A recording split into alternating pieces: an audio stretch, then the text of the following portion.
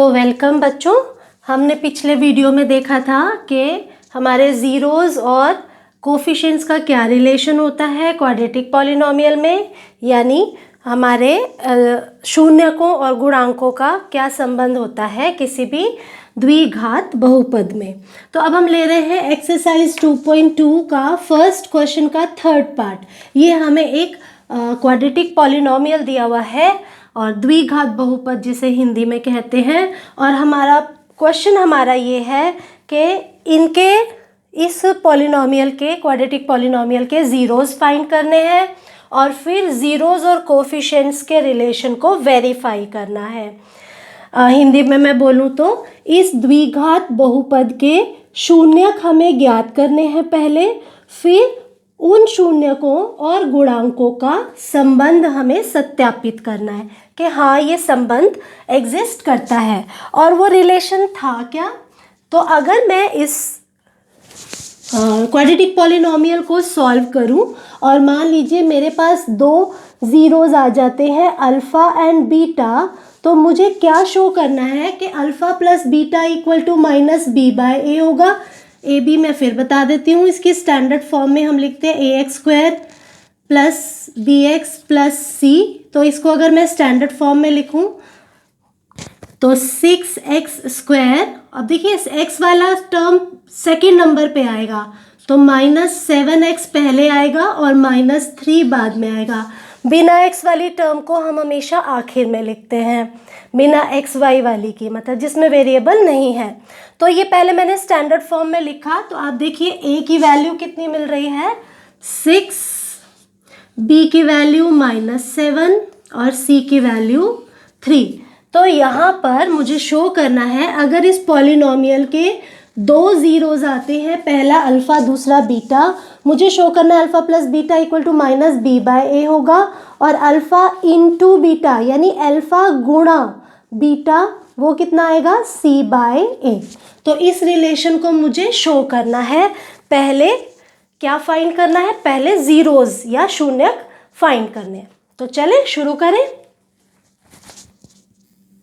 तो यहाँ हम पहले ए बी सी की वैल्यू लिख लेते हैं।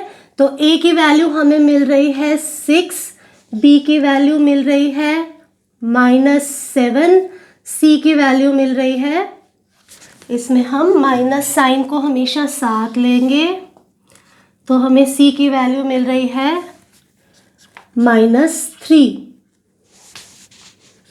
तो ए बी सी मिलने के बाद अब मेरा क्वाड्रेटिक पॉलिनोमियल यहाँ पर है 6x स्क्वायर -7x -3। तो मैंने आपको पिछले वीडियो में भी बोला था कि नेक्स्ट वीडियो में मैं इनका मिडिल टर्म स्प्लिटिंग से फैक्टराइजेशन को थोड़ा सा और डिटेल में बताऊंगी। हालांकि एक वीडियो इस पर सेपरेट बनेगी जिसमें हर टाइप के पॉलिनोमियल क्वाड्रेटिक पॉलिनोमियल का factorization I will be dealing, मैं बताऊँगी उसमें। तो अभी इसको देखते हैं हम। ए बी सी की वैल्यू आपके पास है, तो देखिए सबसे पहले हम क्या करते हैं, ए और सी को मल्टीप्लाई करते हैं, ए इंटू सी, ए गुणा सी, इंटू का मतलब गुणा, ठीक है। ए की वैल्यू कितनी है 6, सी की वैल्यू कितनी है -3, इनको मल्टीप्लाई करेंगे तो 6 3 ज़ा 6 या 18, 6 3 ज़ा 18 और minus sign as it is. जब भी एक पॉजिटिव नंबर और एक नेगेटिव नंबर को मल्टीप्लाई करते हैं तो नेगेटिव आता है ऑपोजिट साइन मल्टीप्लाई करके, ठीक है। ये रूल फिर से जिन्हें ना याद हो वो याद रखें। तो हमें मिला -18। अब जो बी है वो है -7।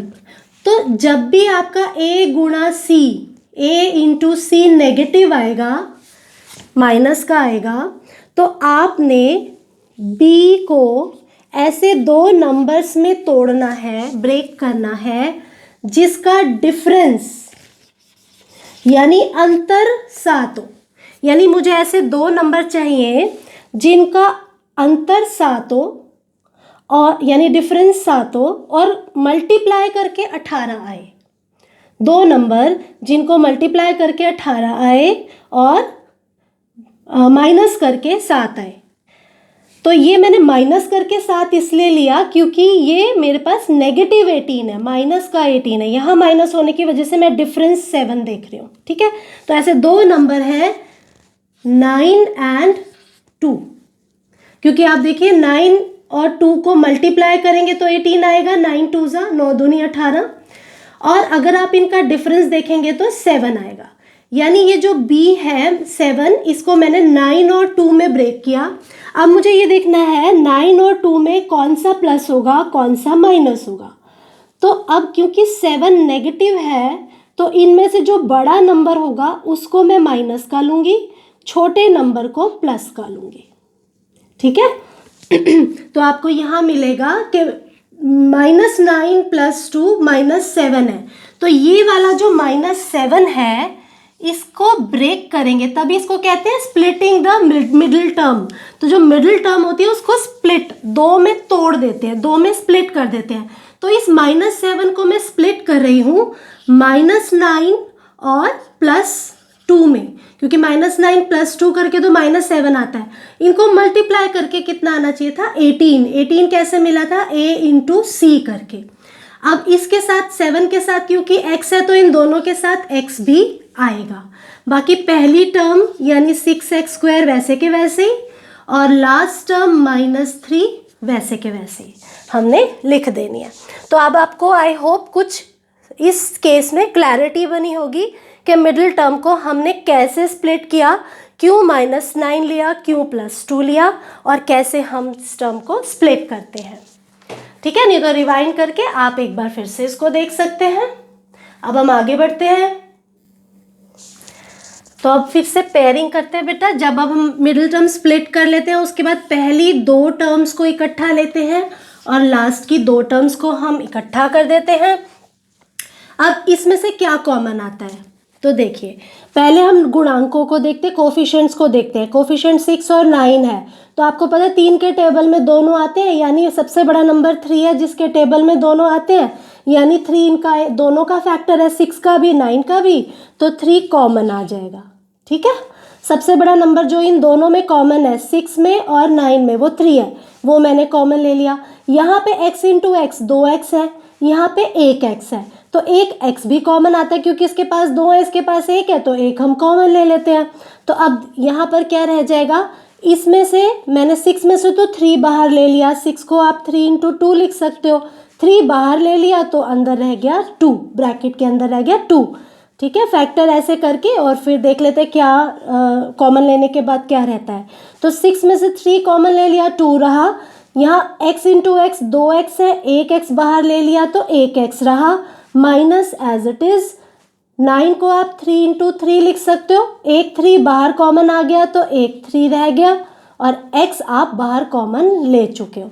तो इसीलिए जब इन दोनों टर्म्स में से हमने 3x कॉमन लिया तो रहा 2x - 3।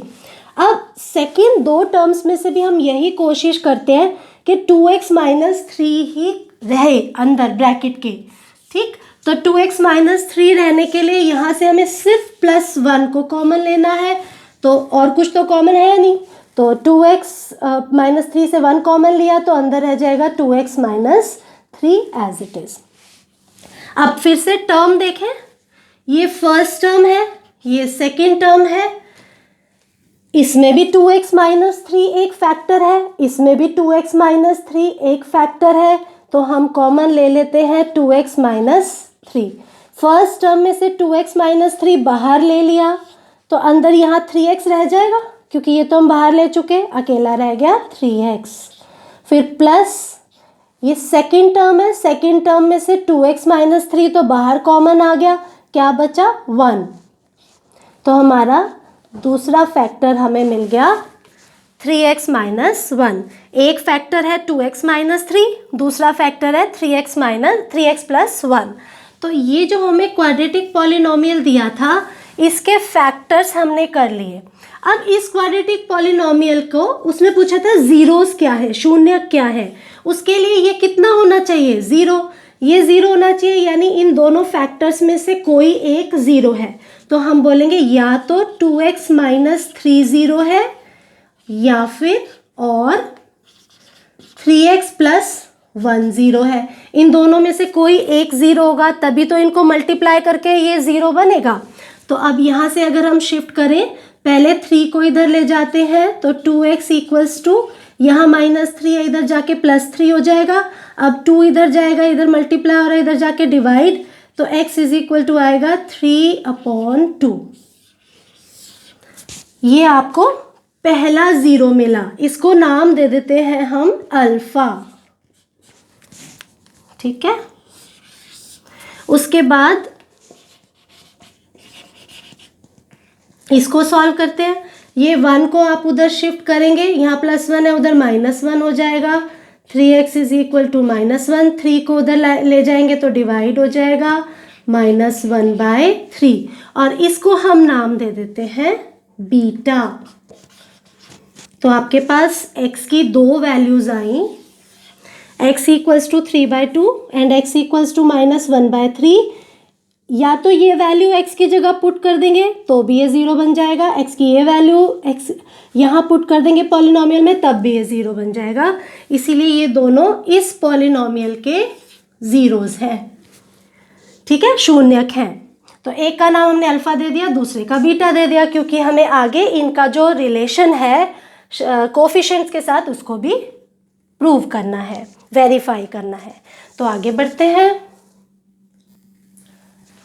तो बच्चों हमें अल्फ़ा की वैल्यू मिली है 3/2, बीटा की वैल्यू मिली है -1/3।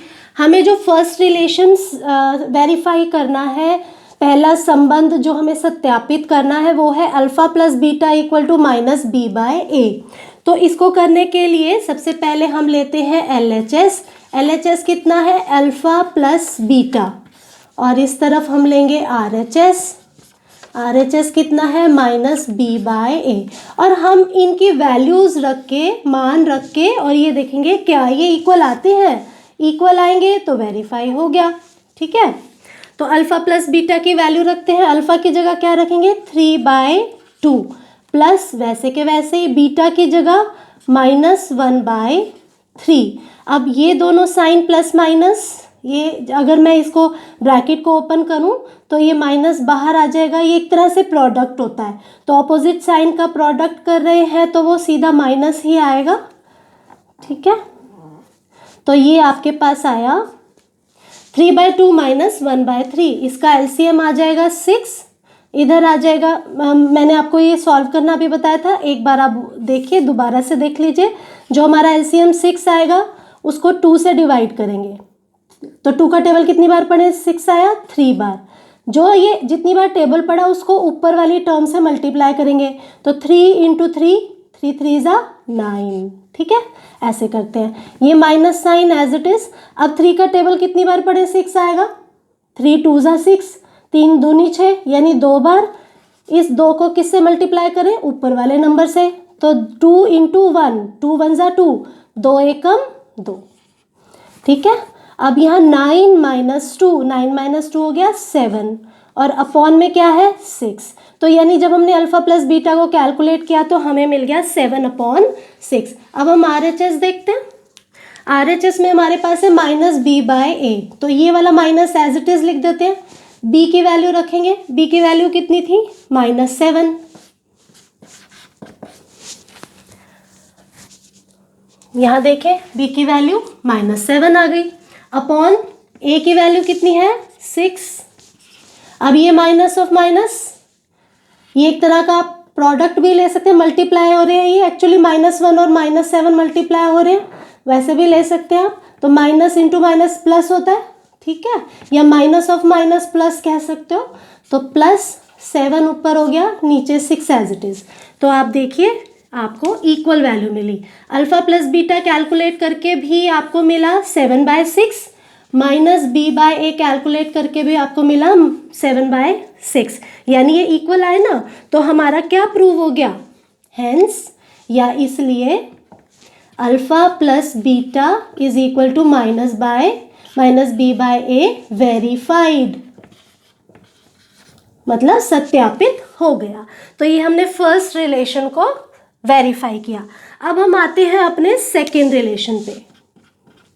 सेकेंड रिलेशन क्या होता है? जिसमें हम ज़ीरोज़ को मल्टीप्लाई करते हैं, यानी शून्यकों को गुणा करते हैं। अल्फ़ा गुणा में बीटा, अल्फ़ा इंटू बीटा, और वो किसके इक्वल आना चाहिए? c/a के इक्वल आना चाहिए। तो यहाँ भी हम ऐसे ही करेंगे।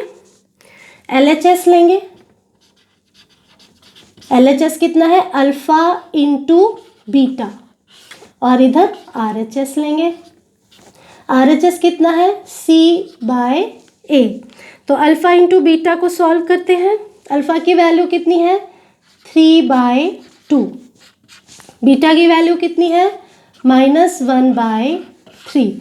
मल्टीप्लाई हो रहे हैं ये आपस में दोनों नंबर्स, तो ये 3 और ये 3 कैंसिल हो जाएंगे। अब ये मल्टीप्लाई अगर आप करेंगे तो